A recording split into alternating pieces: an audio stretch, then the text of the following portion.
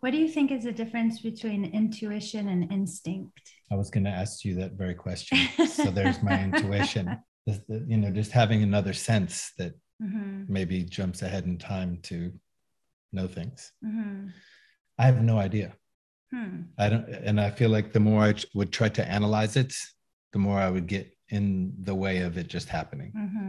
I think nature, animals, all have intuition / instinct. Whether you're a tree or a jaguar, you kind of have this other thing going on because it's your survival, and you just know shit. Yeah. And you know how to, behave.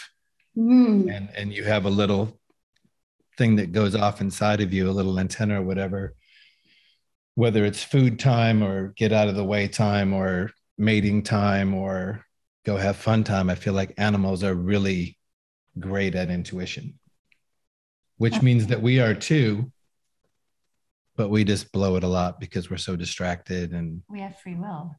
I don't know. The way that I see it, I feel like animals, even though it may seem like they have free will, they're so true to their design. Like they don't veer from what they are. They're less egocentric. Yeah, a squirrel's not like, I want to be a shark today.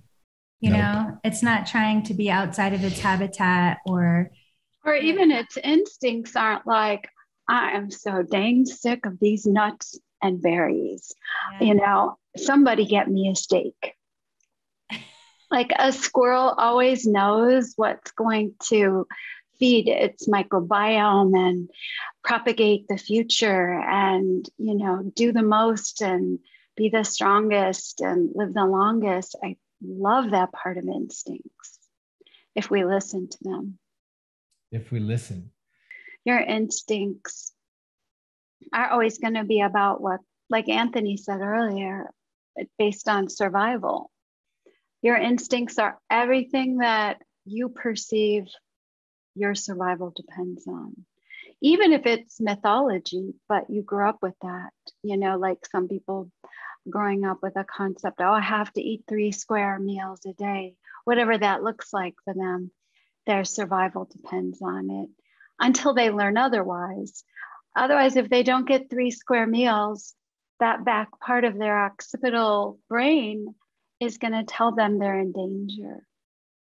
And they may have eaten like everything they possibly could need to be healthy, but their brain tells them otherwise because it's still rooted in survival and the history of survival.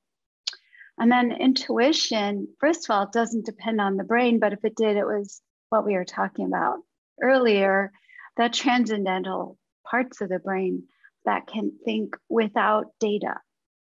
So they process not in a linear way. They process kind of from the whole back to where you are now. So intuition actually doesn't need a brain to function. It can just operate. But later, you could spend the rest of your life putting the pieces back together, how you got there. Like what actually made you do that? What can you do to feed or exercise your intuition? Listen to it. I feel like the more you listen to it, or for me at least, the more I listen to it, the more confirmed I am by it and the more I trust it. And then the less I veer from it or question it. It just seems to get louder if I listen to it or take time and space for it. Like I know, we talk about this a lot, like nature is a place where time slows down for us, It's like when I'm at work, it's like, oh my God, how is it already 5 o'clock? Like everything's happening so fast, so much is going on, you're doing so much. But sometimes I'll spend like 10 minutes in nature. I'll just take like a walk and it'll feel like an eternity. Like it'll just give me what I need to slow down. So I feel like purposefully taking time to do that, to like check in versus always being so external. So like figuring out what what are the things that get you in yourself quick? You know, I think we all have that. I love that we have these modalities that all explore reality. They give you the same information, just from different angles.